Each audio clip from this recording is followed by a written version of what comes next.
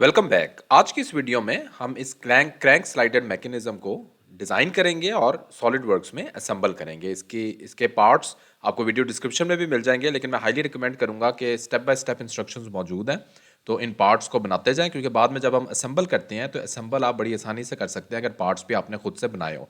बहरहाल अगर आपने प्रैक्टिस करनी है तो वीडियो डिस्क्रिप्शन में जाके पार्ट्स को डायरेक्टली डाउनलोड करके असेंबली की प्रैक्टिस कर सकते हैं। तो मैं हर पार्ट को स्टेप बाय स्टेप इंस्ट्रक्शन दूंगा किस तरह से हमने ड्रॉ करना है। ये वाली ड्राइंग हमारे पास है डिफरेंट पार्ट्स की, तो इन डायमेंशंस के अकॉर्डिंग हमने ये वाले पार्ट सारे डिज़ाइन कर लेंगे और फिर हम बाद में असेंबल करते हैं। पार्ट्स बहुत आसान है।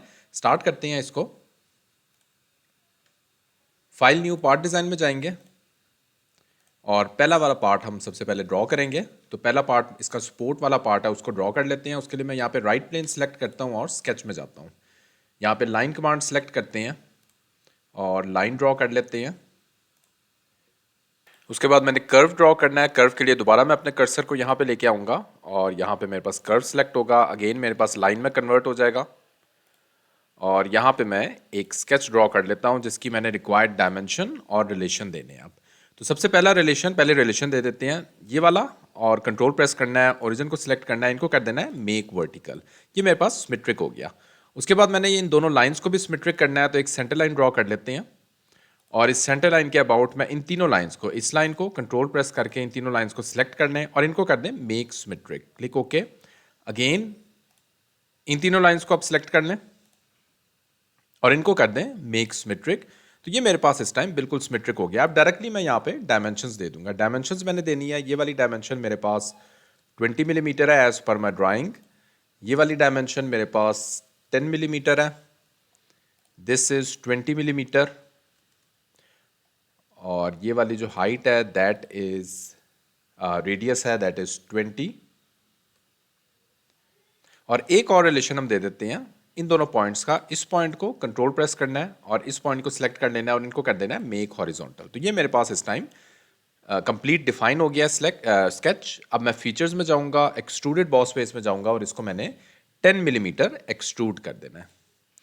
ओके उसके बाद मैंने इस फेस को सिलेक्ट करते हैं और स्केच में जाते हैं। तो यहाँ पे मैंने इसका सेंटर पॉइंट लोकेट करते हैं और यहाँ पे एक सर्कल ड्रॉ कर लेते हैं।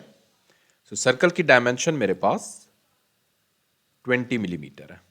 इसको एक्सट्रूड करना है, फीचर्स, एक्सट्रूडेड बॉस फेस, और इसको भी मैंने 20 मिलीमीटर इसको एक्सट्रूड कर देना है। Click okay. तो ये मेरे पास पार्ट इस टाइम कंप्लीट है। इसको हम सेव कर लेते हैं। यहाँ पे हम एक न्यू फोल्डर क्रिएट करते हैं स्लाइडर क्रैंक मैकेनिज्म के नाम से, और इस फोल्डर में मैं सपोर्ट के नाम से इस पार्ट को सेव कर लेता हूँ।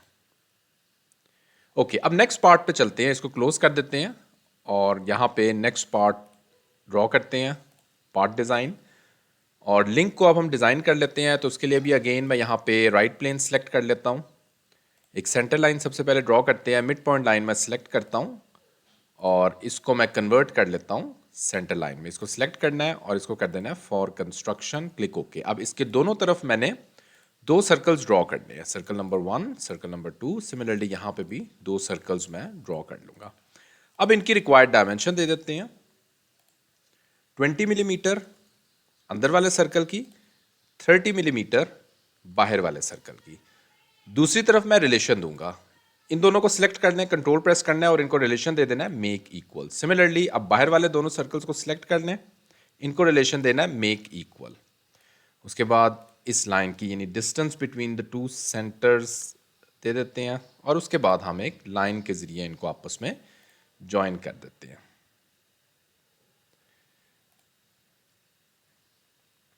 और यही चीज़ मैं मिरर कर देता हूँ। इन दोनों पॉइंट लाइंस को सिलेक्ट करें और मिरर। ट्रिम को सिलेक्ट कर लेते हैं और ये वाली जो कुछ लाइंस हैं इनको ट्रिम कर देते हैं ताकि डायरेक्टली हम एक्सट्रूड कर सकें एक ही कॉन्टूर के साथ। फीचर्स, एक्सट्रूडेड बॉस बेस, और इसको भी मैंने 10 मिलीमीटर एक्सट्रूड करना है। Click okay. ये मेरा पार्ट कंप्लीट है। इसको भी मैं सेव कर लेता हूँ। तो इसको मैं सेव करता हूँ लिंक लॉन्ग के नाम से। नेक्स्ट पार्ट की तरफ चलते हैं। फाइल न्यू पार्ट डिज़ाइन और अब मैं शॉर्टर लिंक क्रिएट करूँगा। तो सेम हमारे पास प्रोसेस है, उसी तरह ही हम क्रिएट करेंगे। और यहाँ पे मैं सेंटर लाइन एक ड्रॉ कर लेता हूँ सबसे पहले, और इस सेंटर लाइन को रिलेशन दे देते हैं, ये मेरे पास सेंटर में ही है। ओके, तो इसकी दोनों तरफ मैं सर्कल्स ड्रॉ करता हूँ और इन सर्कल्स को रिक्वायर्ड डायमेंशन दे देते हैं। So required dimension is 20 and 30, और दूसरी तरफ मैं रिलेशन दे दूंगा, आउटर को आउटर के साथ, इनर को इनर के साथ, मेक इक्वल का, इनर को इनर के साथ मेक इक्वल। और distance between the two centres इस बार मेरे पास 50 मिलीमीटर है।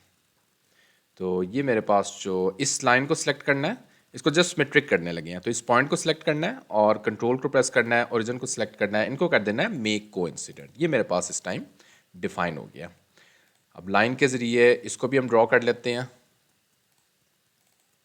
और इसको मैं दूसरी तरफ मिरर कर लेता हूँ। इन दोनों लाइंस को सिलेक्ट करेंगे, प्रेस मिरर, ट्रिम, ये वाली दो लाइंस ट्रिम हो गई, पार्ट मेरा कंप्लीट है।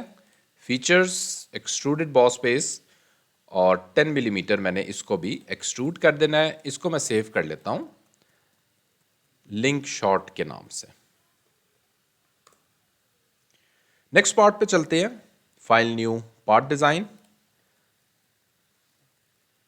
और स्लाइडर क्रिएट करते हैं।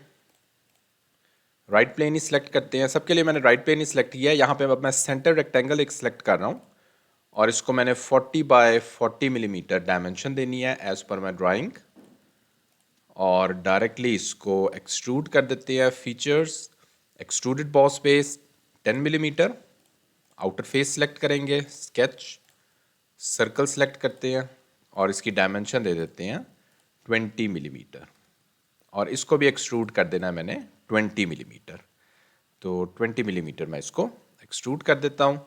ये भी पार्ट मेरा कंप्लीट है, इसको भी मैं डायरेक्टली सेव कर लेता हूँ स्लाइडर के नाम से। अब नेक्स्ट पार्ट पे चलते हैं। नेक्स्ट पार्ट मेरा ये वाला जो गाइड है, इसको मैंने क्रिएट करना है। तो इसको हम किस तरह से क्रिएट कर सकते हैं, बहुत आसानी से क्रिएट कर सकते हैं। स्केच में जाएंगे और इस बार मैं फ्रंट प्लेन सेलेक्ट करता हूँ और यहाँ पे मैं रिक्वायर्ड शेप ड्रॉ कर दूँगा। जस्ट मेक श्योर कि ये रिक्वायर्ड शेप उसी तरह ही आए जिस तरह हमें उसका क्रॉस सेक्शनल एरिया रिक्वायर्ड है। अब मैं रिक्वायर्ड डायमेंशन दे देता हूँ। तो सबसे पहले मैं डायमेंशन देता हूँ, सबसे जो लॉन्गर डायमेंशन है उसको देना है, दैट इज 80 मिलीमीटर। उसके बाद ये वाली डायमेंशंस दे देते हैं, 20 मिलीमीटर की मेरे पास डायमेंशंस हैं। ओवरऑल मेरे पास 20 मिलीमीटर ये है, और ये थोड़ी सी हिल गई है, इसको वापस अंदर ले आए और इसको भी मैं रिक्वायर्ड डायमेंशन दे देता हूँ। ये वाली डायमेंशन मेरे पास 10 मिलीमीटर है एंड दैट्स इट। ये मेरे पास डिफाइन हो चुका है। फीचर्स एक्सट्रूडेड बॉस बेस, और इसको मैं along the mid plane extrude करता हूँ और एक्सट्रूजन मैंने देनी है 160 मिलीमीटर, क्लिक ओके। तो ये मेरा पार्ट ये भी कंप्लीट है, इसको भी मैं सेव कर लेता हूँ, इसको मैं गाइड के नाम से सेव कर लेता हूँ। फाइनली एक पार्ट मेरा रह गया हुआ है, ये जो पिन है हर एक के दरमियान पिन, एक बेसिकली यहाँ पे हमें पिन रिक्वायर्ड है, इसको भी क्विकली ड्रॉ कर लेते हैं। फिर हम आते हैं असेंबली की तरफ, और असेंबली हमने किस तरह से करनी है वो मैं आपको बताऊँगा स्केच में। और कोई भी हम प्लेन फ्रंट प्लेन सेलेक्ट करते हैं, यहाँ पे एक स्केच ड्रॉ कर लेते हैं। 20 मिलीमीटर पिन का डाया, और इसको मैंने 30 मिलीमीटर एक्सट्रूड कर देना है। तो 30 मिलीमीटर इसको एक्सट्रूड करते हैं, क्लिक ओके, और इसको भी मैं पिन के नाम से सेव कर लेता हूँ। तो यहाँ पे पिन के नाम से मैं इसको सेव कर लेता हूँ। अब मेरे पार्ट सारे के सारे कंप्लीट है। अब आपने इस तरह की अगर असेंबली ड्रॉ करनी हो तो उसको हम किस तरह से स्टार्ट लेंगे, फाइल न्यू, और इस बार मैं जाऊँगा असेंबली में, क्लिक ओके। अब मेरे पास ये वाला एक असेंबली एनवायरनमेंट ओपन हो गया है। मैं सारे के सारे अपने जो भी पार्ट्स हैं उन सारों को असेंबली एनवायरनमेंट में लेके जाऊंगा। तो मैं जहाँ पे भी सेव किए हुए हैं उन सारों को 1 बाय 1 करके ले आए या इकट्ठे ले आए, मैं वैसे प्रेफर इकट्ठे ही करता हूँ। तो 1 बाय 1 करके अब आते जाएंगे। मेरे पास ये आ गया, उसके बाद ये सारे के सारे पार्ट्स मेरे पास इकट्ठे आ गए हैं।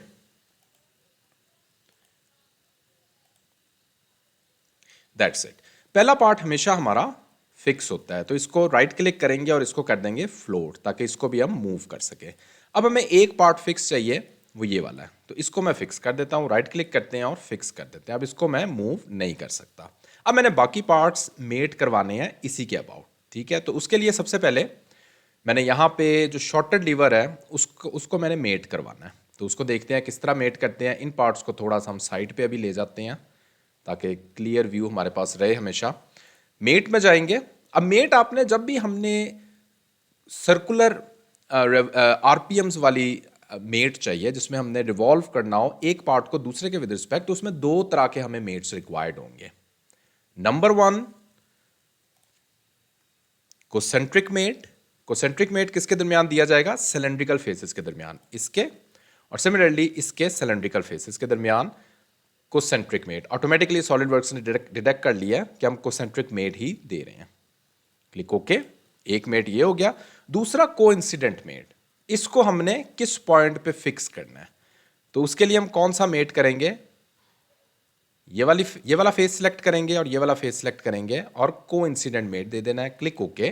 तो अब मेरा पार्ट ये वाला फ्रीली मूव कर सकता है इसके अबाउट। That's it. ये अपने मेट देने हैं सारे के सारे पार्ट्स में। जरा देखते जाएं किस तरह क्विकली हम देंगे। दोनों को कोसेंट्रिक मेट ऑटोमेटिकली सिलेक्ट कर लिया, और इस फेस के दरमियान और इस फेस के दरमियान कोइंसिडेंट मेट। नेक्स्ट चलते हैं। सिलेंड्रिकल फेसेस के दरमियान कोसेंट्रिक मेट, और इस फेस के और इस फेस के दरमियान कोइंसिडेंट मेट। उसके बाद नेक्स्ट चलते हैं। इन दोनों के दरमियान कोसेंट्रिक मेट, और इस फेस के दरमियान और इस फेस के दरमियान कोइंसिडेंट मेट। उसके बाद इसको अब हमने किस तरह देना है, ये जरा देख लें किस तरह हम दे सकते हैं। सबसे पहले इसको हम लेवल करते हैं। तो ये फेस सिलेक्ट करते हैं, इनको कर देते हैं कोइंसिडेंट। उसके बाद नेक्स्ट इसको एक खास डिस्टेंस पे हमने रखना है। तो उसके लिए हम डिस्टेंस मेट देते हैं इस फेस का, और इस फेस का हम डिस्टेंस मेट दे देते हैं। तो डिस्टेंस हम देते हैं 90 मिलीमीटर। Click okay. उसके बाद फाइनली हमने इस पॉइंट का और इस पॉइंट का आपस में कोइंसिडेंट मेट देना है।